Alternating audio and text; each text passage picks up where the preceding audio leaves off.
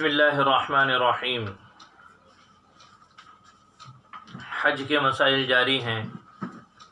طواف کی سنتوں کو ذکر کر رہے تھے کل گزشتہ۔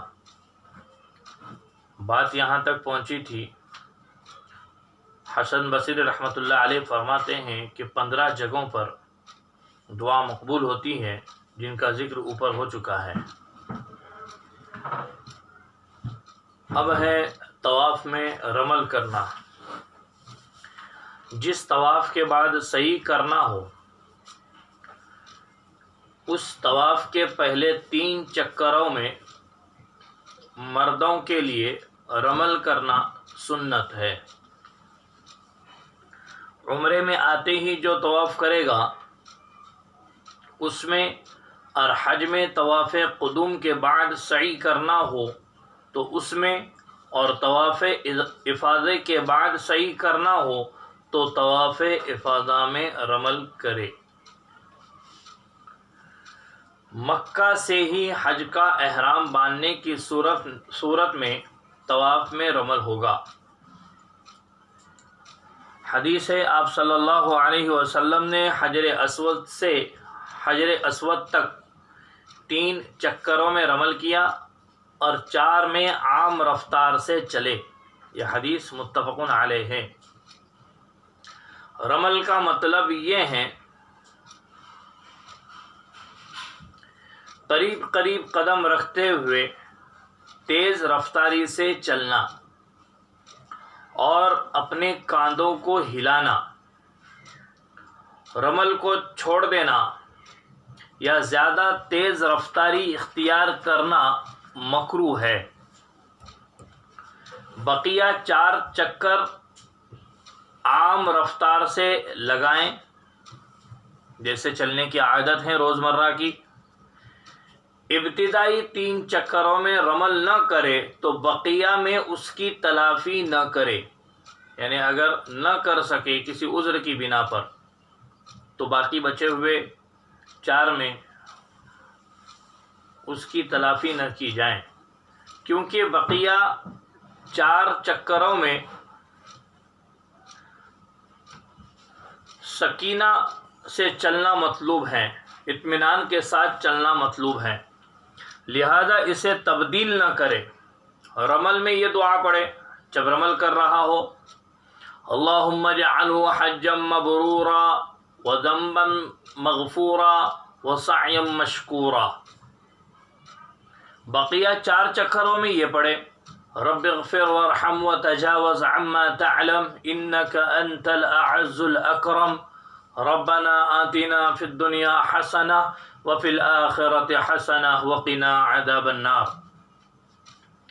جس طواف میں رمل سنت ہے، اس پورے طواف میں مرد کے لیے اجتباع سنت ہے۔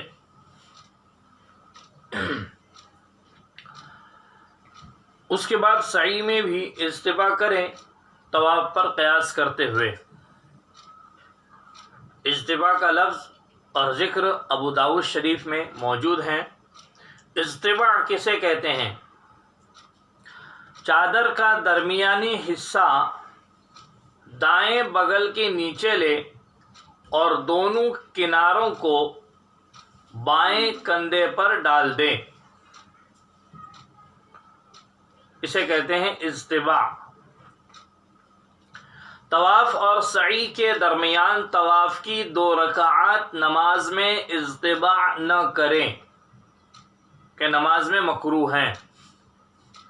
مرد برکت حاصل کرنے کے لیے کعبے سے قریب ہو کر طواف کرے تبرکاً، اس سے استلام اور بوسے میں بھی سہولت رہے گی، البتہ بھیڑ وغیرہ کی وجہ سے خود کو تکلیف ہو یا اپنے سے کسی اور کو تکلیف پہنچے، ضرر پہنچے تو دور ہی سے طواف کرنا بہتر ہے۔ قریب سے طواف کی صورت میں بھیڑ وغیرہ کی وجہ سے رمل نہ کر سکے اور انتظار کرنے کی صورت میں آگے کشادگی حاصل ہو کر رمل کی گنجائش نہ ہو، یعنی کہنا یہ چاہ رہے ہیں کہ بہت زیادہ بھیڑ ہے، اور قریب سے طواف کرنا برکت کے لیے مستحب قرار دیا ہے، تو قریب سے طواف کرتے کرتے اگر بھیڑ ہو اور اس میں رمل نہ کر سکے اور اس طرح سے انتظار کیا کہ اگر کشادگی ہو تو رمل کروں گا، اور کشادگی ہو بھی گئی لیکن رمل نہ کر پایا، اس کی کوئی گنجائش نہ نکل آئی کسی وجہ سے، ہو سکتا ہے 3 چکر ہو چکے ہو تو چوتھے میں تو گنجائش ہے ہی نہیں، تو دوری کے ساتھ طواف کرنا، دور ہی سے طواف کرنا زیادہ بہتر ہے تاکہ رمل کی سنت حاصل ہو، کیونکہ رمل کا تعلق براہ راست عبادت سے ہے اور قرب کا تعلق عبادت کی جگہ سے ہیں۔ دوری میں عورت کے لمس کی وجہ سے، یعنی عورت کو چھونے کا اندیشہ ہو اور وضو ٹوٹنے کا اندیشہ ہو تو قریب طواف کرنا بہتر ہے اگرچہ رمل فوت ہو۔ جب رمل نہ کر سکے تو چلنے میں حرکت کرنا، یعنی جیسے بتایا کہ تھوڑی سی قدموں کو قریب رکھ کر تیز رفتاری کے ساتھ چلنا اور اپنے مونڈوں کو ہلانا، کاندھوں کو ہلانا، اور یہ سوچنا کہ ممکن ہوتا تو رمل کرتا، ایسا کرنا بھی سنت ہے۔ یہی مسئلہ سعی کے دوران دوڑنے کا ہے، جیسا کہ آگے آئے گا انشاءاللہ۔ عورت کو رمل اور اجتباع مکروہ ہے، عورت نہ رمل کر سکتی ہیں اور نہ اجتباع کر سکتی ہے، بلکہ مکروہ ہے۔ بلکہ مرد کی مشابہت اختیار کرنے کے لیے اور مرد کی مشابہت کے قصد سے کرے تو پھر بالکل حرام بھی ہے۔ عورت کو مطاف کے کنارے سے طواف کرنا سنت ہے، بالکل مطاف کے کنارے سے، جو بارڈر ہے مطاف کی وہاں سے عورت طواف کرے، یہ سنت ہے تاکہ مردوں سے میل جول نہ ہو، اختلاط نہ ہو۔ اگر مطاف مردوں سے خالی ہو تو عورت بھی قریب سے طواف کرے، یہ سنت ہے۔ طواف کے تمام چکروں میں اس کے بعد 2 رکعت نماز میں،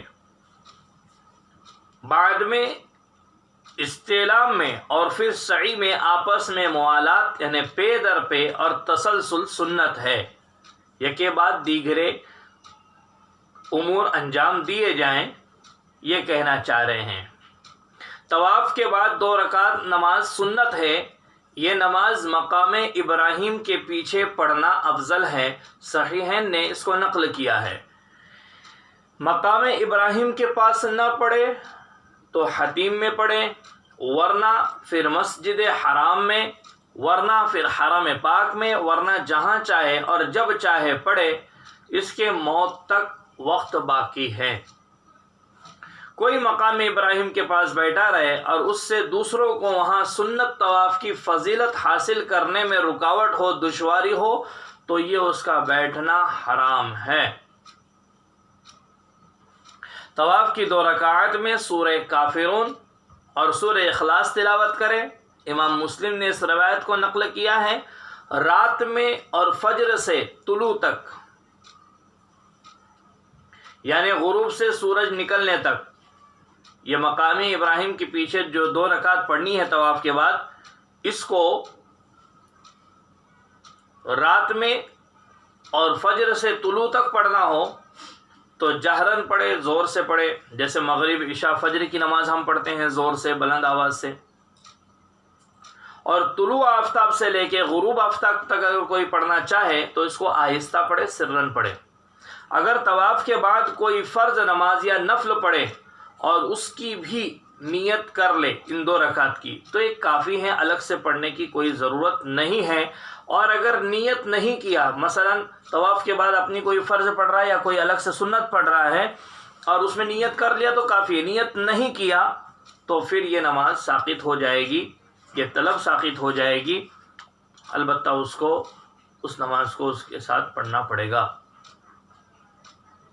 طواف میں سکون و وقار ملحوظ رکھے، بجز خیر کے گفتگو نہ کرے، جیسا کہ گزشتہ گزر چکا ہے کہ دوران طواف گفتگو مکروہ ہے۔ عمرہ کرنا طواف سے افضل ہے، کوئی بار بار طواف کر رہا ہے اس سے بہتر ہے کہ عمرہ ہی کر لے، جبکہ دونوں کا وقت برابر ہو، مساوی ہو۔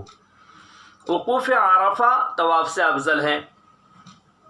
طواف میں اپنی نگاہ کی حفاظت کرے، کسی پرائی عورت یا امرد حسین پر نگاہ نہ ڈالے۔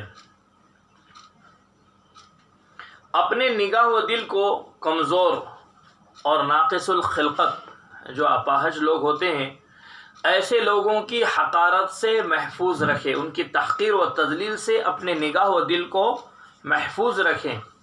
مسائل سے نابلد اور ناواقف لوگوں کو حقیر نہ سمجھیں بلکہ نرمی سے اسے مسئلہ سمجھائیں۔ طواف کے مکروہات کو ذکر کر رہے ہیں۔ طواف میں بلا عذر تھوکنا، دونوں ہاتھ پشت پر کندھوں پر باندھنا، ہاتھوں کو منہ پر رکھنا، انگلیوں کو ایک دوسرے میں پھنسانا، انگلیاں چٹخانا یعنی بجانا، بول و براز کی حاجت کو روک کر طواف کرنا، پیشاب پاخانے کو روک کر طواف کرنا، اور کھانا حاضر ہو اور اس کی طرف اشتیاق ہو اور دل کا میلان ہو تو اسے چھوڑ کر طواف کرنا، اور طواف میں کھانا پینا، یہ ساری باتیں مکروہ ہیں۔ جمائی کی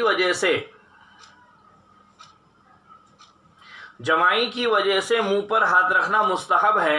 تھوک کی ضرورت پیش آئے تو اپنے کپڑے میں تھوکے، مطاف میں تھوکنا حرام ہے۔ ہاتھوں کو پشت پر باندھنا طواف کے علاوہ بھی مکروہ ہے۔ کئی طواف مسلسل کرے تو ہر طواف یعنی 7 چکر کے بعد 2 رکعت نفل پڑھنا افضل ہے، ورنہ پھر سارے طواف کے بعد ہر طواف کی 2 رکعت پڑھیں۔